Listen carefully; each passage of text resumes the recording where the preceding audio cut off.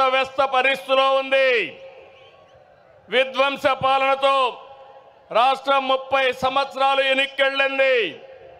తమ్ముళ్ళు 10 లక్షల కోట్ల రూపాయల అప్పులు, 1,20,000 కోట్ల రూపాయలు బకాయిలు, వడ్డీని 40,000 కోట్లు సంవత్సరానికి. ఇది కాకుండా అసలు కట్టాలి, మళ్ళా మీ అందరికీ పనులు చేయాలి. ప్రభుత్వ ఉద్యోగాలకి జీతాలు ఇవ్వలేని పరిస్థితి. అయితే కష్టాలు చూసి బెదిరిపోలేదు, సవాళ్లను చూసి పారిపోలేదు. అనుభవంతో ఆలోచించాను. తమ్ముళ్ళు, క్లేమోర్ మైన్స్కే భయపడని నేను సమస్యలకు భయపడతానా అని మీ అందరికీ విజ్ఞప్తి చేస్తున్నా. ఆ మనోధైర్యంతోనే ముందుకు పోయాం. ఇటుక ఇటుక పేర్చుతూ విధ్వంసమైన రాష్ట్రాన్ని పునర్నిర్మాణం వైపు ముందుకు పోతున్నాం. ఏడాదిలో ఎన్నో సంక్షేమ కార్యక్రమాలు, అభివృద్ధి కార్యక్రమాలు చేసి మన సత్తా చూపించే కార్యక్రమంలో ముందుకు పోతున్నాం. నేను ఒకటే ఎన్నికల ముందు చెప్పాను, అభివృద్ధి, సంక్షేమం, సంపద సృష్టి, నిరంతరం ఈ పేద ప్రజల జీవన ప్రమాణాలు మెరుగుపరచడం నా జీవిత ఆశయం అని చెప్పి కూడా నేను మీకు తెలియజేస్తున్నా.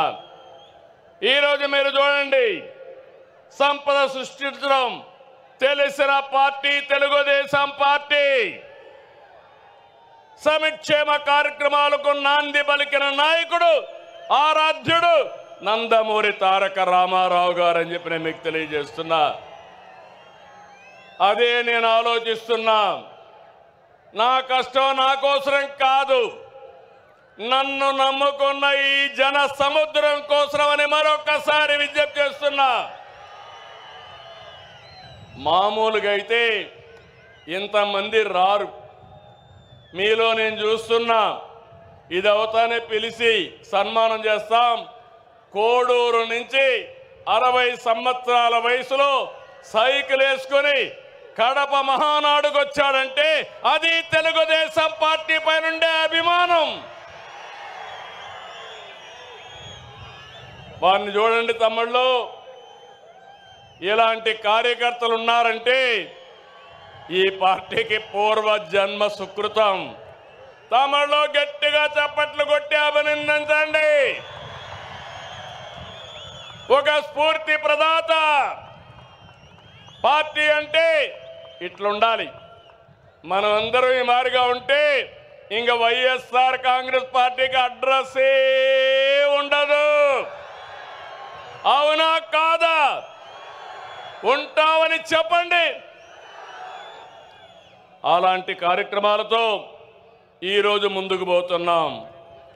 నెల నెల పింఛన్లు ఇస్తున్నా మనం ఏ స్థాయిలో సంక్షేమం అందిస్తున్నాయో చెబుతుంది. దేశంలో ఏ రాష్ట్రమైనా 64 లక్షల మందికి పింఛన్లు ఇస్తున్నారా అని అడుగుతున్నా.